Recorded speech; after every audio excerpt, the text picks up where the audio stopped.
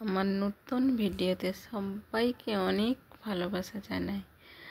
আজকে আমার অনেক দিনের পরে মাছ হয়েছে, জানো তো। এই দুটো মাছ একটু নতুন রকম মাছ, সাধারণত এই মাছ হয়নি বাজারে। আমি গেলে এরকম নতুন নতুন মাছ নিয়ে আসি, তবে হয়। এটা ছিল ভাঙল মাছ আর নদীর বাটা বলে।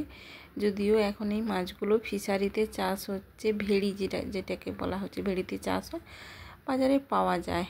কিন্তু সেই নিজে মাছ চিনি গেলে আনা হয়, না হলে আনে না। এই যে দুটো মাছে প্রায় 900 গ্রাম ওজনের ছিল। এগুলো বাজারে 250 টাকা করে কিনতে নিয়েছে।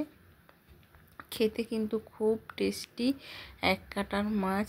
বাচ্চাদের মানে ছেলেদের খাওয়াও খুব ভালো। আমার তো ভীষণ ভালো লাগে। এই মাছটি প্রথমে আমি আগের দিন নিয়ে এসেছিলাম। সকালে আর মাছ কিনতে যাওয়া তো হয়ে ওঠে না।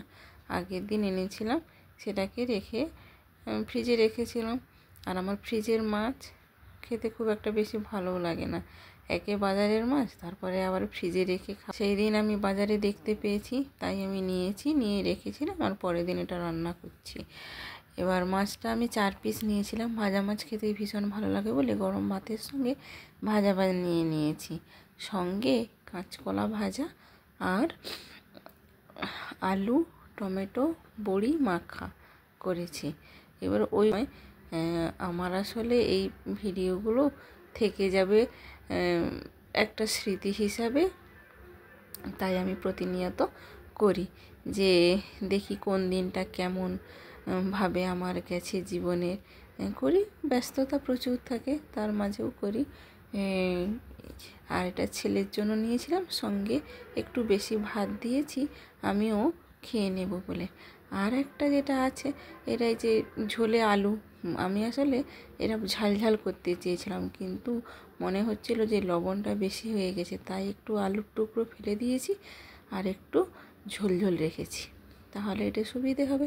আর ছেলের জন্য ভাত বেড়ে নিলাম, ওটাতে মা আর ছেলে দুজনের হয়ে যাবে। তাহলে আজকের দুপুর বা 9টায়, আমার 9টায় খাওয়া হয়, 9টার আগে 8:30টায় সব খেতে বসে যায়।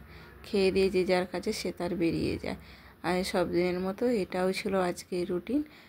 ভাঙল মাছ আর বাটা মাছের আলু দিয়ে ঝাল, সঙ্গে মাছ ভাজা, কলা ভাজা আর বড়ি আলু তরকারি। আজ তাহলে এ পর্যন্তই। টাটা।